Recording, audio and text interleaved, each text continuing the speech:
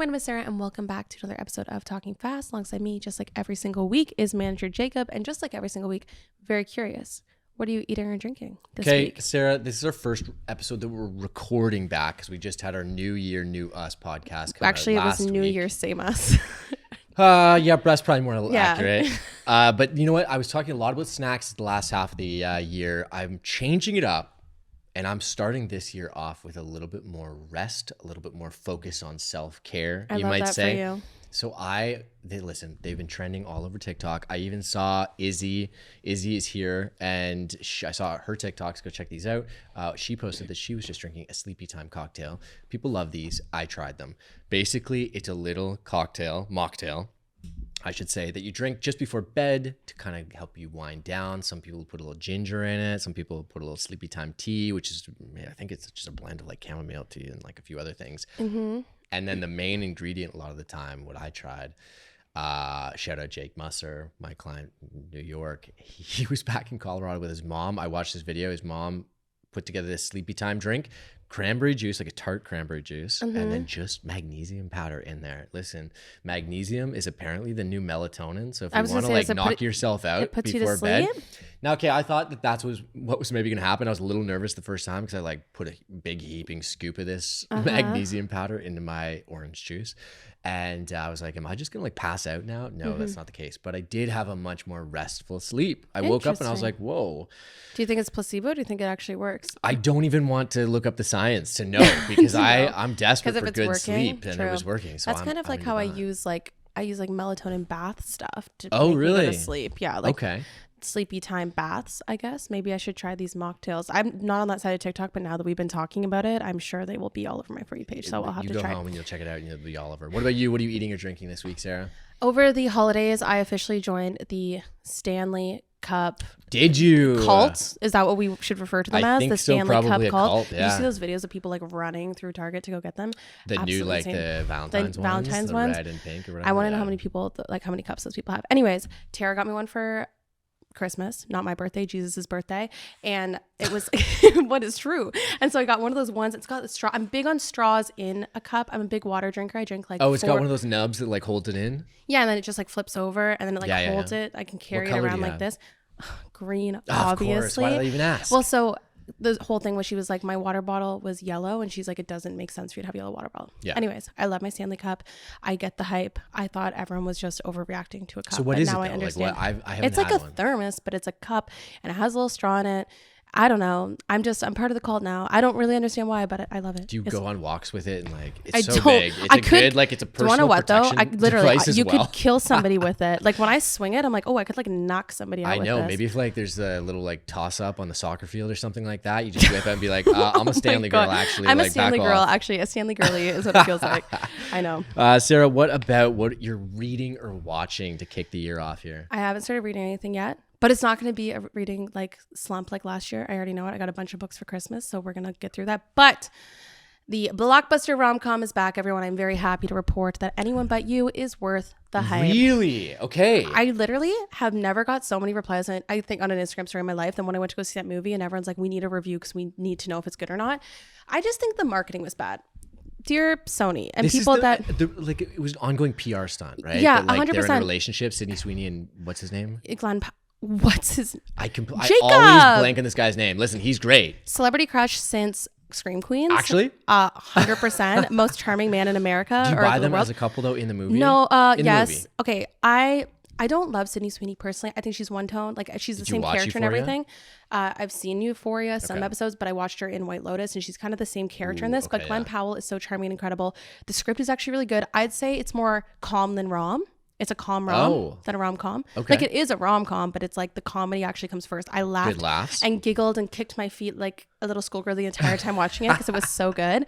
There's some steamy scenes, crazy. Okay. But it was really fun, and I loved being in a movie theater, just like going with your girlfriends to like watch a rom-com. I feel like that, like you don't do that anymore. It's like you watch it on Netflix and you text about it. Yeah, and you know what? I was scrolling Netflix the other night, like on this past weekend, going through, and there are a lot of older rom-coms, right? Like stuff that you would go back to as a classic to rewatch. Not a lot of new rom-coms that are good. But Glenn Powell's in good new rom-coms. Watch Set It Up if you haven't seen it. Another all-time favorite rom-com. That's on Netflix. Okay. Anyways, Glenn Powell is single-handedly carrying rom-coms on his back again. The movie was great. I will probably actually go see it again in theaters because it was that fun. Yeah, it was so fun. Like, why not? And I love looking at Glenn Powell, so why would I not go watch it again? What about you? Okay, it's also in theaters right now, and it's probably the exact opposite of what you've been watching, but it's The Iron Claw. I saw it too. Did you? Oh my God. Cry? Did you cry? I went into it. I shed, I think, 2 tears. Yeah. Two single tears? Yeah. I'm not a big cry in public person, though. That's a barrier I still have to break through. Okay. Got it. Especially if I'm snacking on something, it's tough. There's the balance of like, the suspension of disbelief is tough when you have like a pocket full of those red Swedish berries. Got it. Okay. So but Iron what Claw. a movie. Did you go in blind? Like you didn't know anything about it? Okay. The only thing that I'd seen, obviously I knew who was in it because I'm a big fan. I'm a big Zac Efron fan, first of all. Especially after this movie. But especially after this movie, he's like actually. Yeah, no, but that's what I was going to say. It's like when you go into something and there's an actor that you know from such a big movie or a big series or something that you're clearly Troy Bolton. Yes, you know what exactly. I mean?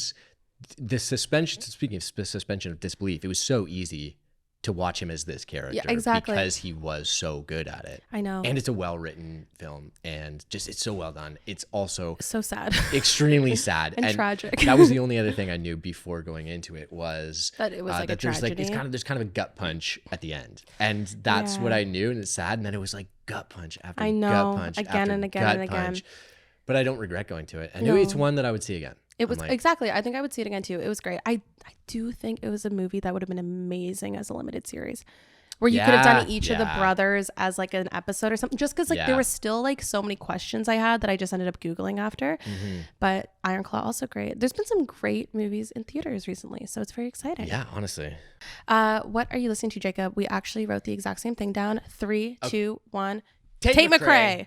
But you want to start because you said Tate McRae. I was writing these notes down and I didn't see I didn't know that you had written something down yet. And I wrote Tate McRae Part 2 because I think on a previous episode, you went on a rant a couple weeks ago. Yes, I went on a positive Tate McRae rant. And are you about to go on a negative one? No. Oh, okay. I'm just going to double down on my Tate McRae hype fandom. Not a lot of music is released in the period between Christmas and New Year's. It's a busy time for people. They're not listening to a ton of music. And if they are, it's Christmas music, let's be honest. So a lot of new stuff doesn't get released. Yeah.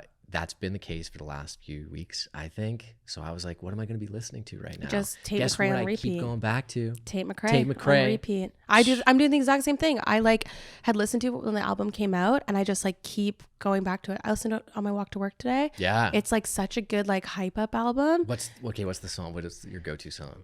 The X's one. X's, yeah. X's is huge. I've started listening to Think Later. Think Later is also very good. I was like, my issue is I just listened to the album. I'm just in the wrist with the door locks. I just listened to the album, like, you know when you listen to an album, it's just like repeating it like on shuffle. Yeah. So I actually don't know what any of the songs are called, but it is. I'm gonna double down on this as well. It's hit after hit after bangers hit, only. And especially for a long album, pop artist, it's tough to have just every song. And do you want to know what? We have to acknowledge Izzy, because Izzy has been asking us to talk about Tate McRae and listen to Tate McRae for like since the podcast started, like a year ago and now. Not just talk about or listen to Tate McRae, but have Tate McRae on this podcast. Izzy's been trying to do that for months. This is our manifestation that we're gonna get Tate McRae on the podcast, and Izzy's been saying it forever. And then we really just hopped on the Tate McRae train, like full speed, like we both knew who she was and we're listening to her, but full speed on the train recently. Like we're in first class on the Via with her now. So Izzy, shout out Izzy. No, I'm shoveling coal into it. I'm making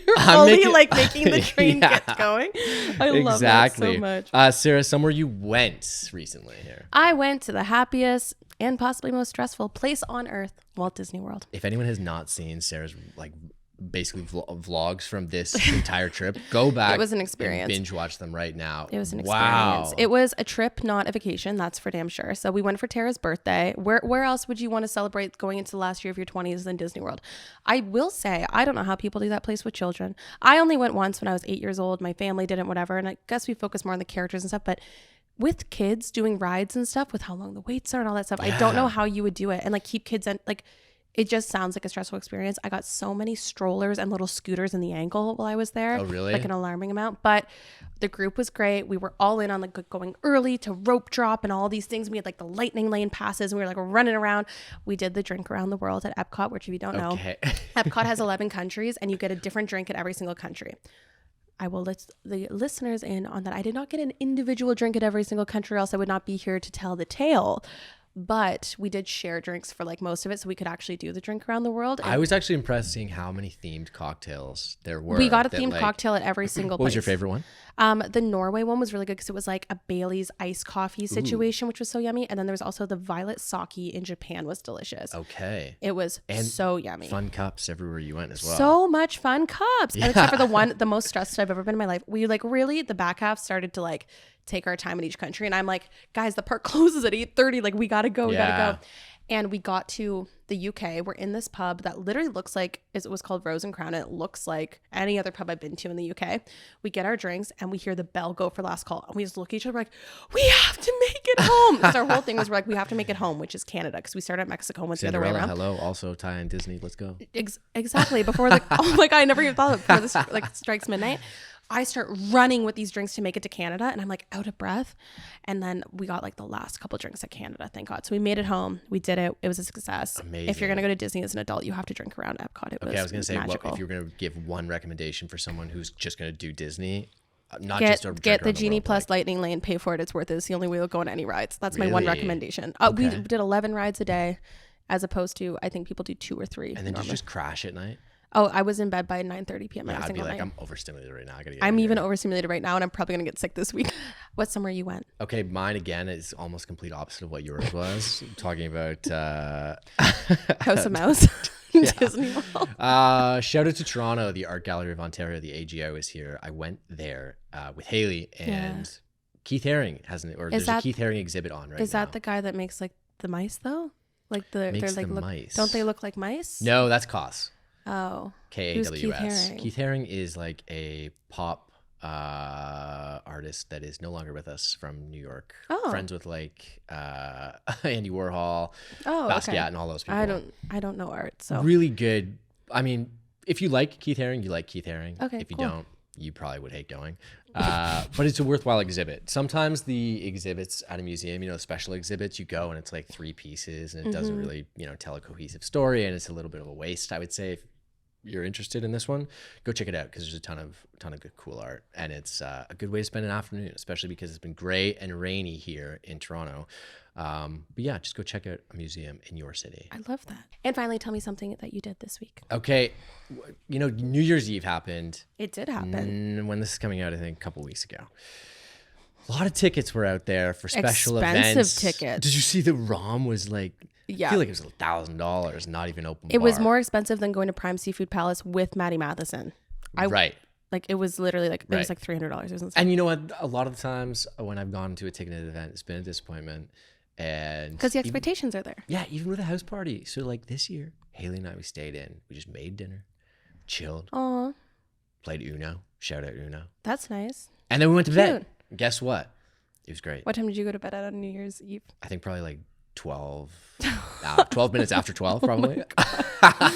I wish. But it was a good time. I was like, you know what? I woke up refreshed. I don't know if you can tell by the cadence of me speaking on talking fast that I have a good amount of energy this year. I like that. You went like calmly into the new year. Exactly. Like how we talked about going calmly into new months. I like that. So that's the start of my year, and something I did that was a little bit different because I've, a lot of the times I might have in the past gone out and drank 5 bottles of champagne myself. That was more so what my experience was. I was at my home. Like I was in the comfort of my home with slippers on, but my friends did not leave my home until like 5 a.m. And then you can't, it's hard to kick them out. Yeah, it is. So anyways. What about something you did? So literally today, for the first time, and if any of my CBC fellow colleagues listen to this podcast, I actually don't know if any of them do, you would know that this is a big deal for me. I cleaned my desk. That seems like a very small feat, but for me, who has had a dirty bowl sitting at her desk for legitimately 7 months. Wait, what was in it? It was old crusty Thai food or something. No, it wasn't full. Like, it's just like I had ate out of the bowl and then it was like. But it wasn't like you had chips in it or something. No. This was growing bacteria. No, it actually, I would always check on it. It didn't have bacteria. You check on it. I don't mean you check on it. I finally cleaned it today, though. That's not the point. You like open the drawer and say, "How you doing, little buddy?" I'm trying to share that I had growth, and you're just like okay. No, poking sorry. holes in You it. know what? I'm just gonna encourage you. You're right. I cleaned my entire desk. I got rid of all the pointless crap. I had 7 full water bottles. 7 full water bottles at my desk. Got rid of all of those. Not plastic, like reusable water bottles. Because I just kept bringing them. I set up a little coffee machine. Now I have Sarah's coffee corner with a little Keurig action with all these little cups. We love it. So now people can come and talk to me at my desk with my little chair and my little. Anyways, excuse for a little chit chat. How does it feel? Exactly. I feel like a weight. I feel like, because I did it at the end of the day today before I came here, I feel like it will be a weight off my shoulders when I go back into the office in a couple days. There's nothing like when like I roll that. up to my clean desk. Yeah. They're gonna be like, who sits here? They're gonna know it's me. That's for damn sure with that bowl gone. But that's huge. Okay, well, I withdraw my chirp and I pass on congratulations. Thank you.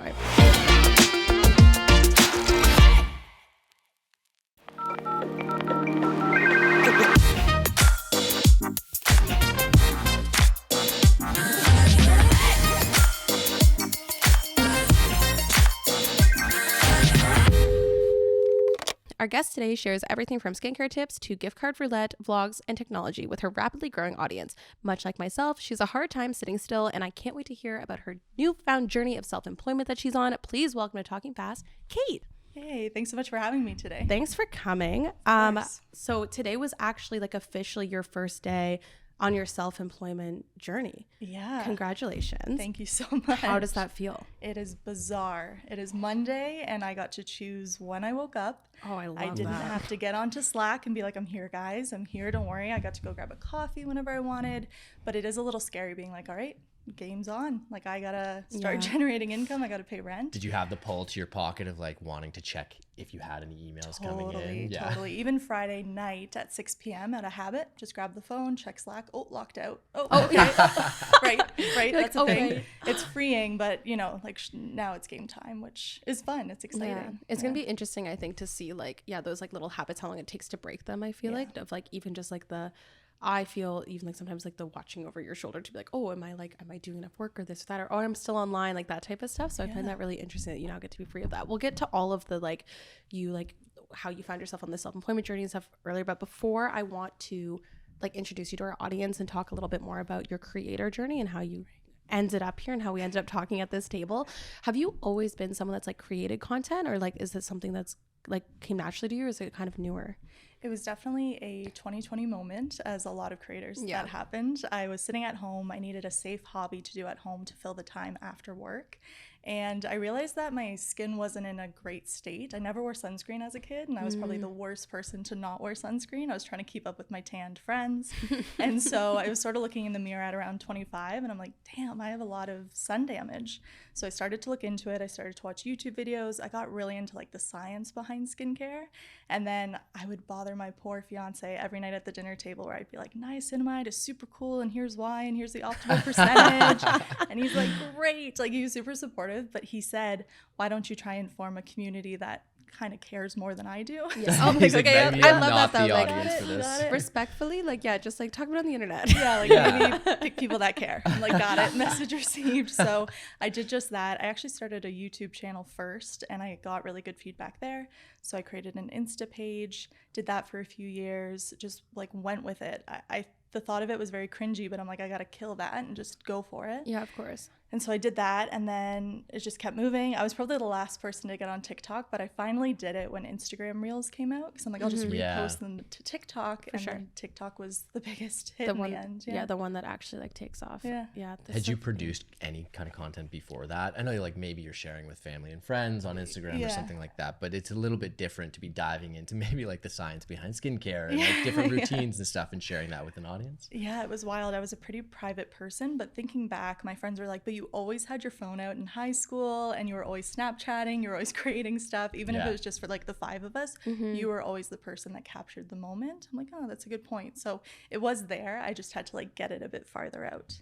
And getting over the cringe part is also a very difficult part. Like, we've all been there.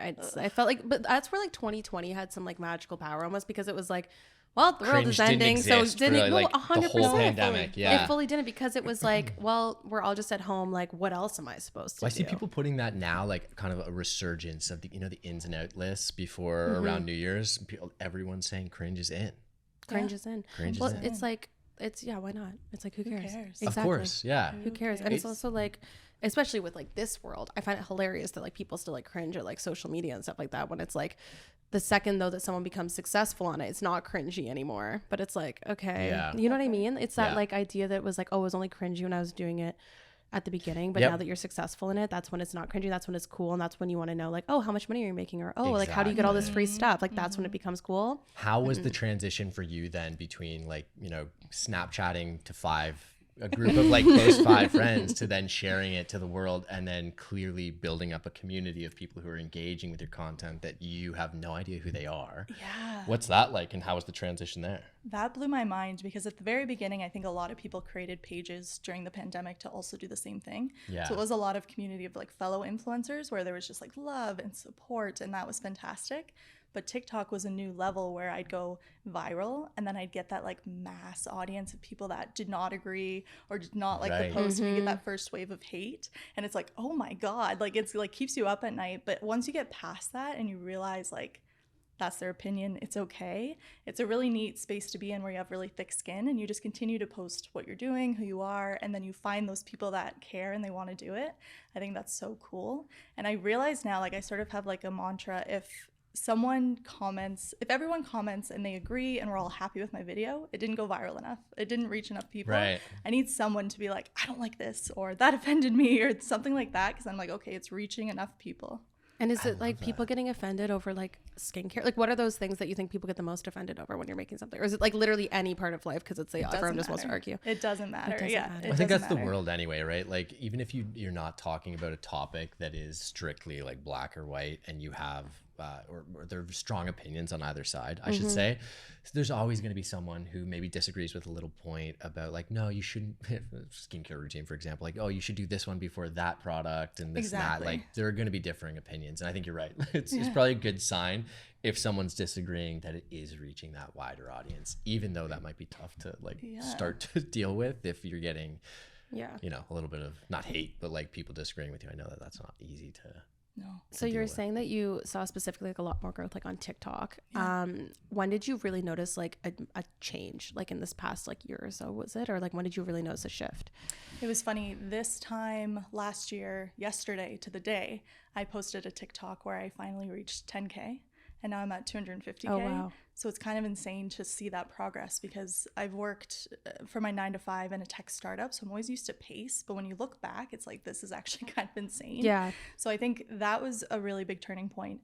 I went to a Tampa Bay game and the arena fit 20,000 people. And looking around, I'm like, oh God, I'm at 10,000 people right now. Like, maybe one day I'll be at 20,000. So to think there's 250,000 people watching my videos sometimes is just bonkers. So I think that was a turning point. But each day I kind of wake up and I'm like, 50,000 people watched my video today, and I'm just talking about concealer. Like, this is so wild, but that's why I love the internet. That's like a really healthy way of looking at it, because I mean, I'm really bad at like forgetting that numbers are people. Like, it's like it's a disassociation, and I think it's like really easy for people to get caught up in numbers as opposed to people, because when you start looking at this people that are watching it, then you're right, it's like I've done it too, where it's like on my bud stage, I'm like, oh my God, like this is like more people will watch my video tonight from this concert than that are sitting at this concert, which is crazy when you put it that way.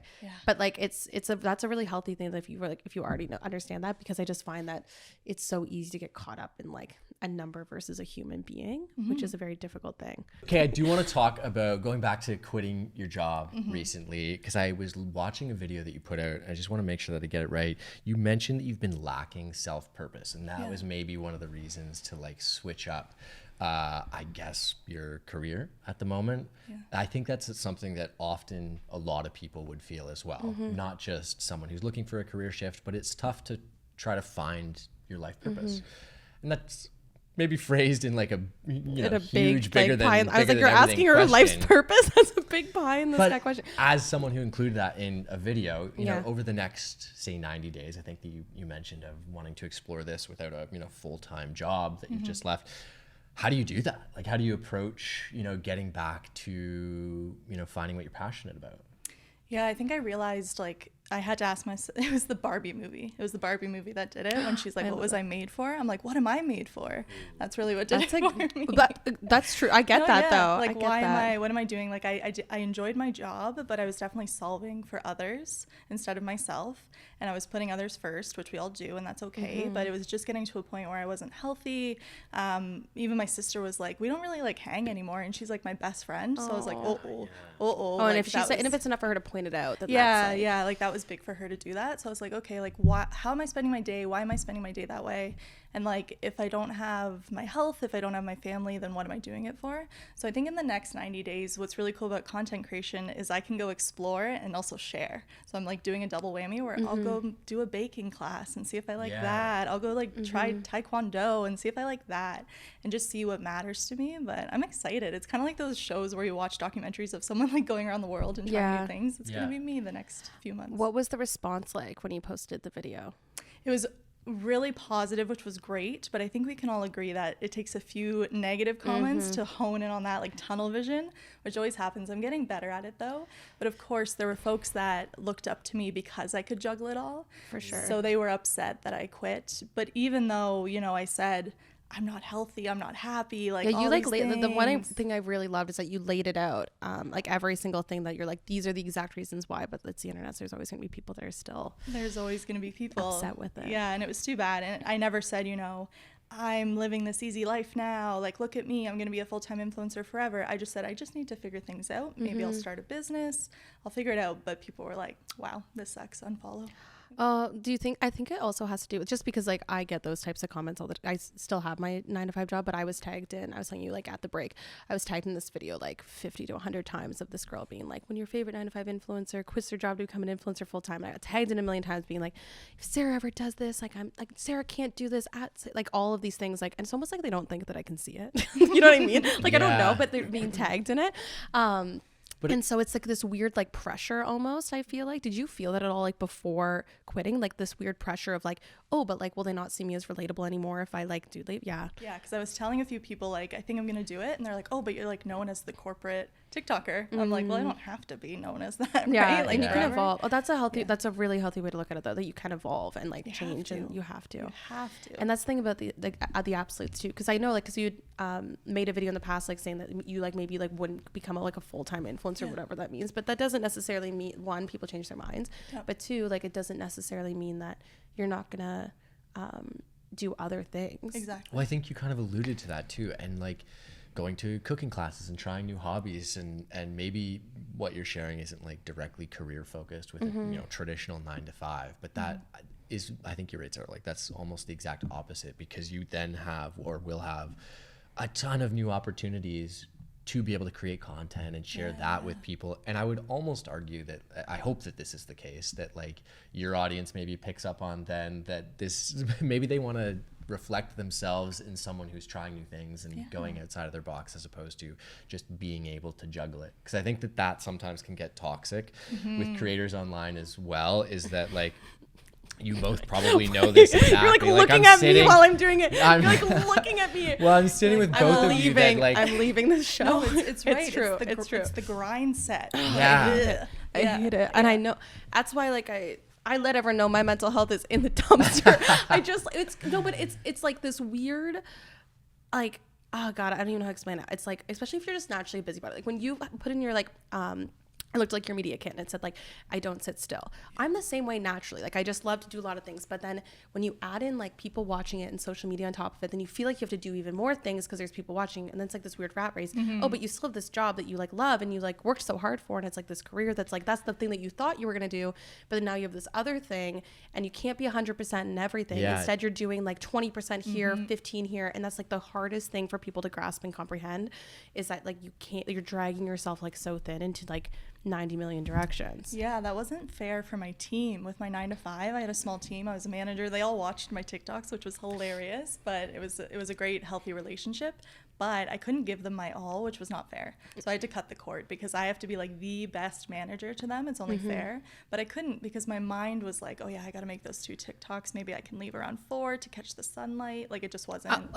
But those are like real things, especially when you're doing the sunlight thing is like the realest thing ever. Me being like, Jacob, I can't film this ad today because because I'm not getting home until 6:30 after work and I need sunshine. But yeah, I don't think actually most people know this, like that are listening, I switched jobs in April. Like I'm still a producer and I still do the same thing, but I actually moved from a managerial based job where I manage people's day to day to a project based job purposely because of that. Because I basically went to my boss and said, I'm either leaving because I can't, it's not fair. Like, and I know if like I have a day, even if I'm not actually slacking, but I feel like I am, like my audience, like I just called my audience, my like coworkers, like my team can go and look online and be like, oh, well, Sarah had enough time. She left early to go to an event or something like they can look at it that way, even if that's not factually true. I understand that relationship where they could do that. You're right. It's like not fair to them. So I switched into a project-based position where I'm working on projects instead of people. Nice. And it was like night and day because when you want to be the best version of yourself for all of them, especially, it's not fair for their career growth. Well, it's also not fair to yourself too at the like first and foremost, right? Yeah. Like you can be your best version of yourself for like everyone else that you have responsibilities for. But also like, I think you referred to it at the beginning of the podcast of like, if you're not, you're seeing holes, your sister's texting you and be like, hey, we haven't hung out in a while. You also probably owe that to yourself to be like, okay, maybe I'll figure something out and cut ties with something that's maybe no longer serving you, right? How did you find, like, so, you had said like you're going to give like the soft lifestyle, like 90 days. What, like, do you think this, like, it's like it's like a corporate brain, like a quarter? Is that like how you're thinking, like giving yourself Q1 to be Trust me, I've already forecasted the budget. I've done all of that. Yeah, like, and that's what's fun about working a white collar job that we have. There's a lot of transferable skills to this influencer 100% lifestyle. Like there's so many things with business. There's acronyms, there's, budgeting, invoicing, all of that. Even just like going through agreements, because I worked in HR, I was constantly going through employment agreements, service agreements. And so to have influencer agreements, I'm like, no, we're amending that, we're redlining that. And so that's been really fun. Nowadays, most of us are remote workers. So that really helps. So Zoom is an easy tool for us. We can hop on there. We got our lighting in check. So that's like no problem. And brands, they actually rarely want to hop on a call, but when they do, they love it. Like they light up and they love to see who's behind the camera. So I don't get nervous about things like that when I would have probably. And I think there's a lot of like corporate lingo around quarters, H1, H2, KPIs, and that can be incredibly intimidating. Even if it's a quick Google, you might not know how to integrate it into your language. But for us, sometimes it's second nature, as much as we kind of hate the acronym lingos. And then just legal documents. Again, this depends on your position, but for me in HR, I was very comfortable with legal documents, just sort of challenging certain clauses and things like that. But I do think that's why a lot of people get management, because it's the legal documents that are so scary because you're tied to them. So that's hard, but yeah.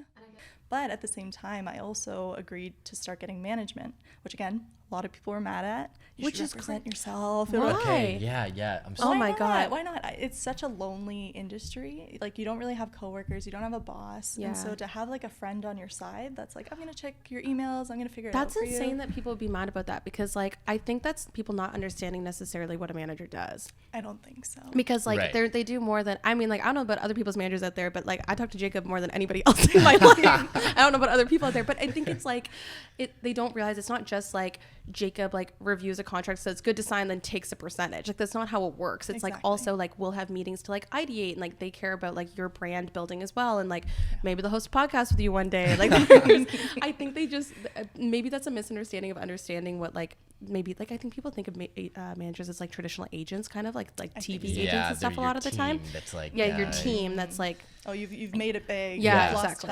That was a question that I did have for you actually, because that being on the talent manager side of this equation, I'm always so interested when a creator is like, you know what, maybe it's time for an extra set of hands. Like what was the moment that kind of happened for you, or what was the reason that you're like, maybe let's explore this management thing? Yeah, it was about 5 months ago when I was still working full time. I was getting burnt out and I was like, I just need to outsource this, because I would close one laptop at the end of the day and then open the other. So it's just becoming too much. But I was in a trial period and I kept that going even after I decided that I wanted to quit, because I had such good camaraderie with my manager. Yeah. And they have so many resources that I will never have. So say I want to work with XYZ brand, my manager will be like, oh, I know 4 people that work there. Let me go for coffee with them. We'll talk to them. And I'm like, cool. Like, I don't know them. Like I would just cold email like info at whatever. So it's been really nice. And I've met so many other creators that are represented by them as well. So that's been really fun. That's really helpful. Yeah, I just think I don't know how you both feel about this, but I struggle with the idea that people assume someone's not relatable just because they're not doing the thing that maybe they were doing when someone first followed them, right? Yep. And I think like, especially for you, those people that maybe they're commenting like unfollow, whatever, those aren't the people that you want growing with you anyways. Because then if anything, like maybe over these 90 days, not even just the 90, but like however long, like if you start a new business venture, if you do this or that, like the people that follow along for that will never know you as the corporate girly before. Yeah, they'll never know those it. people are not growing with you, by the way, as well. Because exactly. those people are stuck in the past. any growth requires that there has to be some kind of change, right? It's so true. Like you have to, yeah. And I also think it's just like such a weird double-edged sword, but it's like the people that watch you and like they like want you, it's like people want you to grow, but only to some people want you to grow to like a certain extent. Mm-hmm. It's like we want you to be successful and big, but not so big that then everything you do changes and that I don't see myself in you. I still want my comments to be the top on your videos. Like, yeah, do you feel the pressure from your audience now that say you wake up today and this is your first day being self-employed? Do you feel the pressure to get videos out there and hopefully people kind of respond well to this change? I think so, yeah, because now like the heat is on. Before it was like I have my income, this is just for fun, and it makes a bit more money, but like who cares? I don't care what people think. I don't care if I'm relatable. But now I'm kind of like, ooh, like what do the people want? Like what do they want to see? But I'm still gonna stick with my guns. I think like authenticity is my main core value. If I'm not putting out me and what I care about, it's gonna be boring. It's gonna be hard. I'm gonna be putting up barriers for myself. So I just have to keep it real, or else I'm not gonna. I know in the video that I referenced previously, you also hinted at potentially starting a company of your own in the future. Mm-hmm. Is that Jacob's always looking for the tea? He wants the scoop. Is there a scoop? Like, do you have something that you're cooking up? What are you interested in, and what might be the future? You can give us broad. You can give us big line. You don't have to tell us the name. Give us the specifics.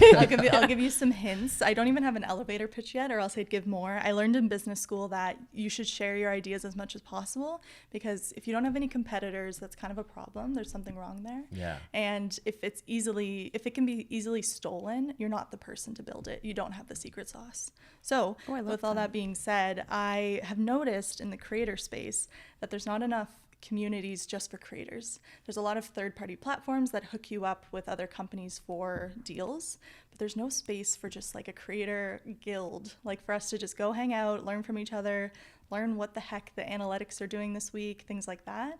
And so I think there's an opportunity there. As mentioned, it's a very lonely community, no coworkers, no boss. So I'm sort of cooking up a bit of like a membership thing. Ooh, I like it. that. Yeah. I'll subscribe.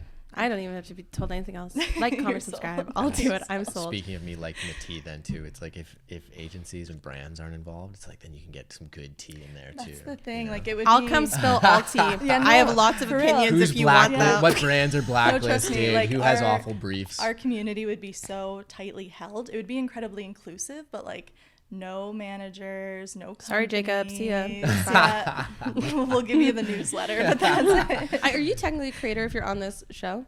Kind of.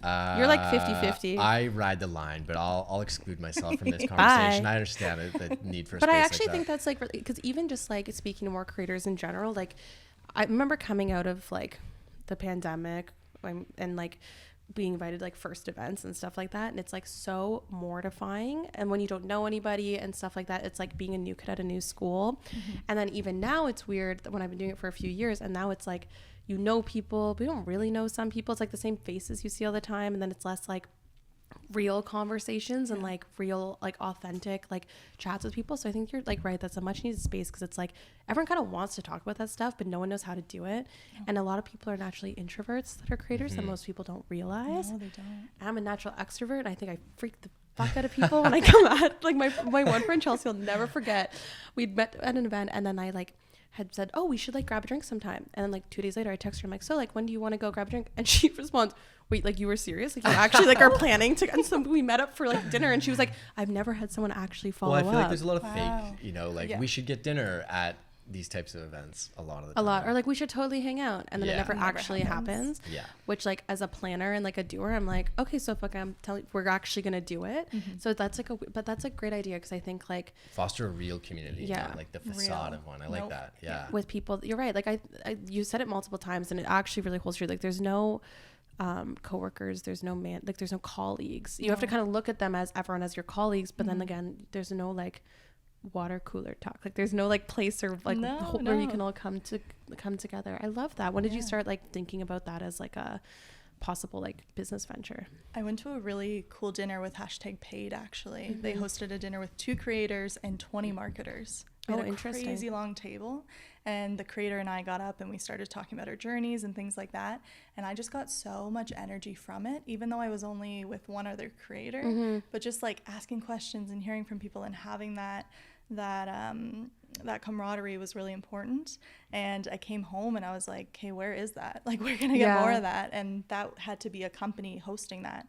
So I just think that there's a huge miss there. So I want to set something up, and it'll like, I feel like I already have the slogan. It's going to be really community over competition, because I feel like a lot of people see each other as competition.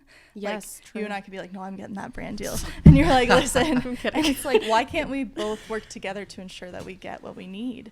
Like learning from each other, knowing, you know, actually I have a contact at that company. I'm not working with them anymore. Here you go. That's so true. I talk about that with because my first 2 real creator friends were Julia and Naomi, and like we like honestly like there was this moment we were in the back of an Uber going to an event together, and we all finally like shared our rates, and it was, I will never forget, it was like this like rate transparency and we started talking about it, and it was crazy because we all like realized we were like in the same realm, and like she roughly like charges, but it was just became this thing where we're like, oh my god, like why were we not talking about this earlier? Like, oh, this place sucked, well they tried to offer me this. Oh really? Because I got that. Like it was this incredible like moment where we just could like breathe and be like, oh my god, like how are we not talking about this sooner? Because it's, you're right, like there's no other, like can't just like Google it like or anything like that. And like, and I've never seen those girls as competition, and that's like the best way possible. I'll get to comments like that all the time on TikTok, and they assume sometimes like it's been the case where you haven't been able to do something, but we've passed it on to somebody else. That's my favorite. Yeah, when you're like, because why not elevate the community, Yeah. not necessarily people who are trying to be your competition, but the community around you, because that's going to come back to you. Absolutely. And right? it's like abundance mentality. Like it's like if you see your friends being successful, like if I see like a brand that I'd love to work with people that are my friends, and I'm like, that's fucking cool, because then that's like, one, that means they're working with creators, which is already like a check mark, like hello, that's great. And then 2, it means okay, then maybe that means I get to work with them one day, or maybe that means like there'll be more opportunities, like abundance mentality, like thinking that everybody can like be and successful. There's accountability on the brand side as well, right? Is if they know that everyone knows everybody. Yeah, and for real. I feel like for a long time, like I've been working in the business for a long time, and it's a little bit different now because there is a little bit more chatter and community and whatnot than there was in the early days of it. But like for the longest time, there has been where like brands or this mentality that the brands kind of have the upper hand, and you know, maybe I'll just accept what someone gives me, especially with someone who doesn't know what they should be charging. Like if they blow up on TikTok or something out of nowhere, and they're getting all these brand deal opportunities, and they're taking like $100 for like a 6 video deal or something, just because they don't know any better. I think that community would also like remove some predatory behavior in that sense, which is always a good thing. And it's like, it's making me put my HR cap back on, because Ontario is getting really close to doing salary transparency for any jobs under 100K. So we're getting close to that. BC's already on it. So many states in the US. So it makes you kind of wonder, what about creators? Yeah, if that's ever going to become a thing. Makes you wonder. So I also have a question that's totally not related to anything. This is a great discussion, but I see the rock on your hand, and I need to know if you're going to make zoom in on. I'm blinded. I need to know if we're going to get wedding content or like wedding planning content. I am going to be the worst bride, but I'm going to try. What's so funny is I was obsessed with weddings when I was like 12 to 14. Like, say yes to the dress. 4 weddings. I would binge it. I had TLC the craziest on 24/7. Absolutely. I had the craziest Pinterest board, which looking back already, I'm like, that was a choice. But it's weird. The older I get, the more I'm like, okay, yeah, let's do the damn thing. I want to keep it small. I want to keep it fun. I want to have a party. I don't want it to be intense, but I do want to keep the traditions of like walking down the aisle, having my dress. So yes, it will happen. The first thing on my fun employed checklist for the week is to start planning. So I have to put together my checklist. That's so exciting. I am very excited. That's so exciting. That's such. My girlfriends and I were just talking about this weekend. But if you scroll through because our one friend's engaged, we're like, oh, if you started like using Pinterest, she goes, yeah, I had to delete my Pinterest and start a new one, because she goes, I looked at my like stuff that I pinned even 5 years ago, and she's like, no way, like burlap and like, you know, like mason when those jars, were mason jars, when those were trends. Yep. And it's so funny to like see, but I'm so excited to follow along on the wedding plan. I just love a party and I love events. So like I love watching people plan parties and events. So I'm excited to follow along. Okay, I'm going to need your help. Oh my God, I will gladly help. Me like inviting myself. I will gladly help. I'll just put on the headset. I've always wanted to put on the headset and like hear things. Actually, do you want to for real? Do you want to know what my new thing is? This is so obnoxious. All of my friends on New Year's Eve that were like coupled up, I was like, I don't want to be bridesmaid. I want to marry you all. And they're like, oh, like the officiant. Yeah, I want to be the officiant. Isn't that fucking cool? Isn't that so much cooler? Yes. My friend's doing. My friend at work is like one of her best friends is marrying the two of them. That's fun. And I'm like, that's so much cooler. That was going to be one of my my COVID hobbies was to get certified. I wanted to do it too. But now because so many people are like, it was kind of like a real estate license. It's different. No, it's hard now. It's so hard. You have to be so religious and like dedicated to the cause. Like, I don't go to church. I know. I don't same or ever for me. So it's like but it's like it's so hard. I looked at it today. I was Googling it at work and they're like, no, you basically have to like get married ahead of time and then like this ceremony's like my like brother if you want a and friend to sister-in-law do did it. that. If you want a friend to do it. They had like the officiant like off to the side who like that's smart. So you still pay them to do it. And they like signed the license or whatever, but the friend still did the I think they had to do one line. Britt listens to this podcast. The friend had to did everything else. Britt McLean, you listen to this podcast. I know you do every single week. You should just do that. Yeah, she's the one that's having a friend marry. There's for sure workaround. Yeah, it's really hard in Ontario. You're right. Like, because it's like, I would love that. Just marrying people. That'd be so fun. Why not? Oh my God. Okay, so for the people that don't know, well, they know who you are now. But for the people that didn't, where can they find you? And I don't know, what exciting things do you have coming up? I am CareWithKate on everything, and that came out of skincare. Okay, I'm glad. I guessed that in my head. And I was like, I don't want to ask. It's really embarrassing if that is not what it's over there. It crosses over. It was so hard to find a new username on like all platforms during COVID, so that's as good as it got. But some people think it's just like I care a lot. Self-care? Could be worse. Could be lots of things. Could be like I don't care. But you do. That's me on everything these days, and I think really I'd love to just continue to expand. So I want to get back on YouTube. I want to build a Pinterest page where people can go check out cool stuff there and just like explore. I would love to be a bit of a thought leader in the community, connect people, make sure everyone has a fighting chance. I think that's really what I want to do. I love that. Thank you so much for coming on today. Thanks for having me. This was so much fun. Good. I'm glad. Thank you so much for listening to this episode of Talking Fast. We're here every single Wednesday. Like, comment, subscribe, leave 5-star reviews. Only 5-star reviews in 2024. That's the rules. I don't make them up. Please. No, I don't know what else I was going to say. This is my first episode back, guys. You have to forgive me. Thanks for listening, and we will see you next Wednesday. Bye.